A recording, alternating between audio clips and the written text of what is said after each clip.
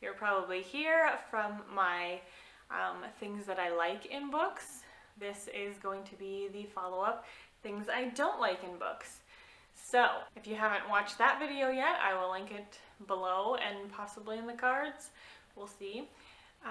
But yeah, let's just jump into things that I don't like in books. And everyone who has followed my channel for a little while should know that I do not like first person. I don't love the idea of first person. I don't like the way it sounds, like, 'cause there's so much I, me, I, and I don't like that. I also have a hard time, like, because when you're reading first person, it's like, I said this, and I thought this, and I went here, when, like, I didn't do that. The person in the story did that. So I really prefer being told the story than whatever that first person thing is. I don't love present tense. I do not like that. I can read it a little bit easier than like reading first person, but I don't love present tense. Again, I don't want to know, I don't want to be like, how do I say this? I can't really explain my thoughts about why I don't like present tense. It's not formulating in my brain, so I'll just say I don't like it. I don't love multiple storylines, so that's whether it's a few people doing their own things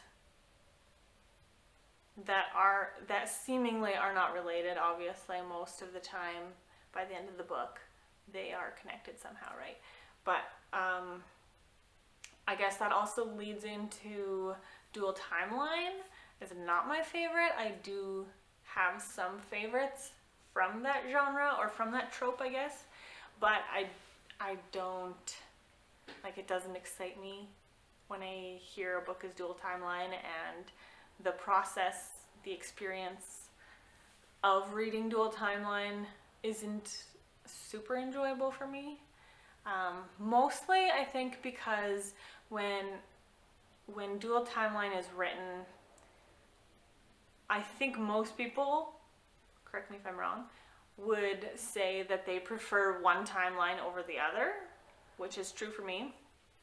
And therefore, if I'm really enjoying, let's say, the past storyline, every time it jumps back to, like, present storyline, I feel like, no, I was into that. It's like reading two stories at once, sort of, where you prefer one over the other, and you're constantly getting interrupted by this other story that you don't really care about.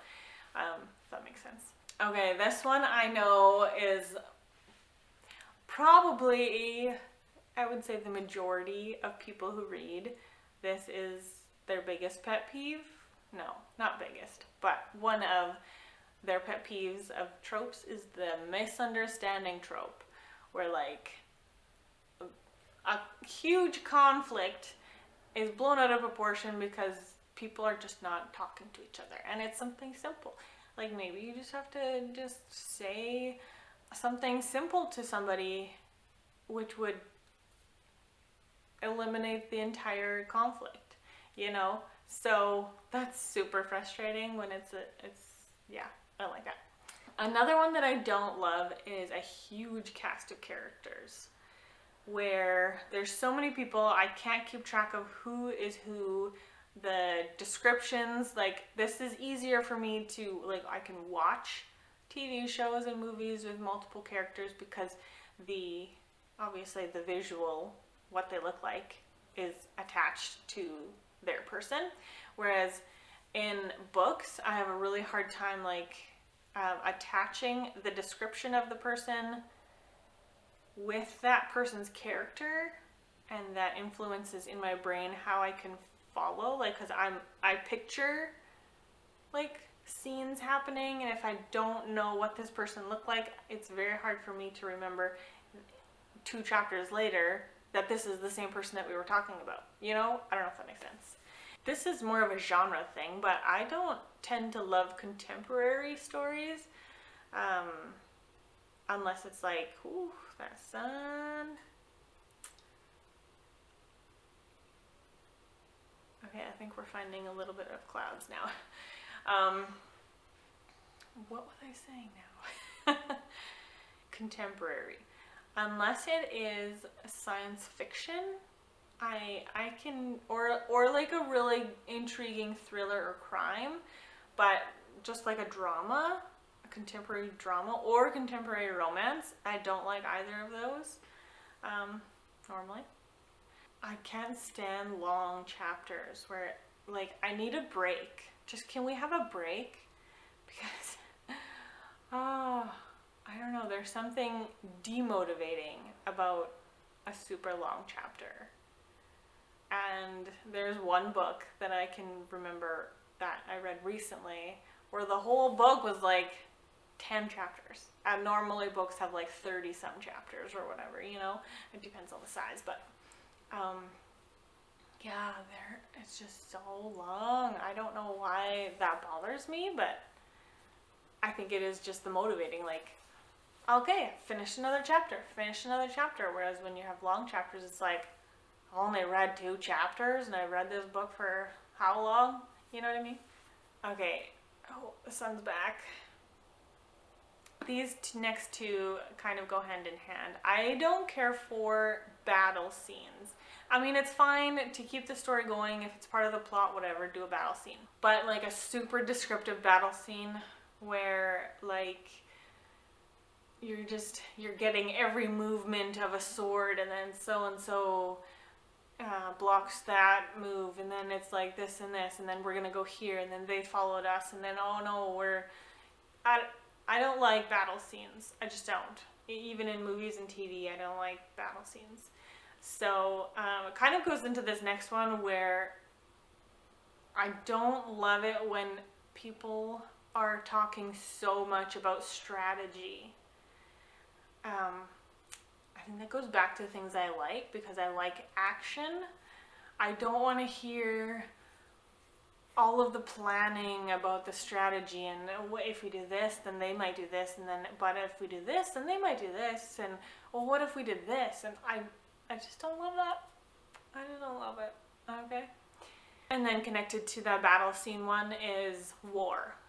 I don't like war. Anything. Any kind of content to do with war, I don't like it. So that eliminates a lot of historical fiction, because a lot of it is centered around war. And some fantasy series that go too down the rabbit hole of war and battle and strategy and combat and stuff, I can't. Unless maybe if it's like, if their weapons are like magical, because that could be more interesting. But anyway, I don't like slice of life. I think I'm using that term right. I don't like it when we follow a person's lifespan. I guess maybe those are 2 different things, but I don't like either of them. Where it's just like, here's a moment in this person's life. Nothing super monumentous happens.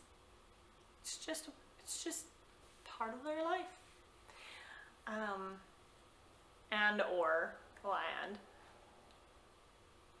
Sorry about the sun.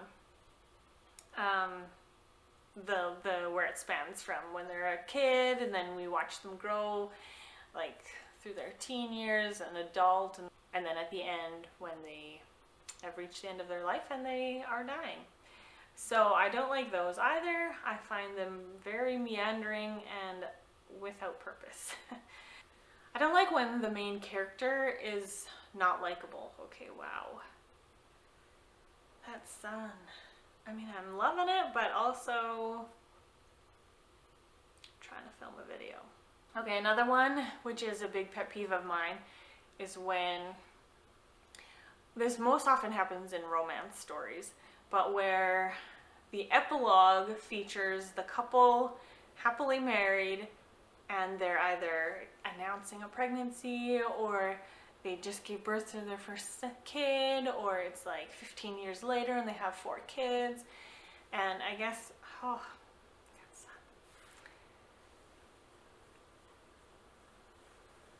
I guess that's just me being a little bit more pessimistic about life doesn't always have everything that you want in it at the end.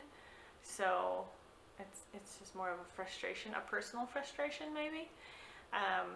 Anyway, I don't like that. I would say I don't mind miracles in books. I don't, because I do believe in miracles. Well, I don't believe in the miracle. I believe in God, but I don't like it when authors use a miracle in their plot as a catalyst for somebody's salvation, because that I find is, how do I say this? It's, I mean, it's unrealistic for the most part. Yes, God can do that, and he has, but it's not typical. And I don't know if we want to be framing salvation in a way that requires a miracle to believe in God. Do you know what I'm trying to say? Because a lot of people will, I feel like I can't see because I don't have a flipping screen thing, so I don't know how blown out this is, but I apologize. And now I've lost my train of thought, so yeah. I don't love it. I don't love miracles as a catalyst for salvation. Obviously I don't like swearing. I think everyone who's watched any of my videos, I don't like swears in books. In addition, I don't like it, and this happens in the Christian market more. It has happened, I guess it's happened sometimes in the secular market for YA or middle grade, but I don't like made up swears either. They sound silly and they're not meant to be silly. And I don't know. It's just weird. I definitely don't like made up swears or real swears. Another thing, and I think this is about my last thing on the list, the second last thing on the list. I don't like it when authors use pop culture. As a rule, I don't like it. I think it's very harmful for the timelessness of the book. But also it's annoying because I don't know. I don't read books to learn about pop culture or to hear or to be bombarded with pop culture. I don't know. To me, there's a very big distinction between like reading about pop culture and reading a book. I feel like there's just such a big difference that I don't want them crossing paths, you know? The last one I will say, well, maybe I can use the camera. I don't know if this works. The last one I will say, and I feel like Agatha Christie does this a lot, and I do enjoy most of her books, but when the author has like some kind of mystery in the story, which is great, but because the author's goal is to like make sure that the twist comes from nowhere and like takes the reader by surprise and is super unexpected, they make it super outrageous, and it's like, what? Like, I don't know, like, if it's a crime, the person who did it is somebody that we like hardly even heard anything about. I was like, well, I don't know, that's weird. I don't like it.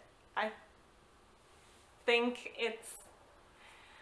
I don't know if I'm gonna get hate for this, but I think it's a little bit lazy because you couldn't think of a twist that made sense, and so you had to grasp from somewhere just for the sake of taking your reader by surprise. And I don't know if that should necessarily be the goal all the time, because there are some very satisfying mysteries where the reader knows who's at fault the whole time, and the book is still very satisfying. It didn't need that big like shock value. That's what I'm looking for. The author is looking for shock value in their plot, and I don't think that's necessary, and it seems a bit, most of the time seems far-fetched. So anyway, yeah, these are some things that I don't like in books. Yeah. Go back to the things that I do like in books if you need like to feel a little bit more upbeat, because this was a little bit of a negative video, but you know, gotta pair them together, right? So yeah, I hope you have a lovely day. Let me know in the comments below some things that you dislike, and I didn't say in the last video, but let me know also things that you do like tropes that you specifically like and specifically don't like. That'd be cool. Maybe I could do like a video if I get enough input from you guys. Maybe I could do another video of your guys' responses. That would be cool. I will see you in the next video. I hope you have a lovely day. Bye guys.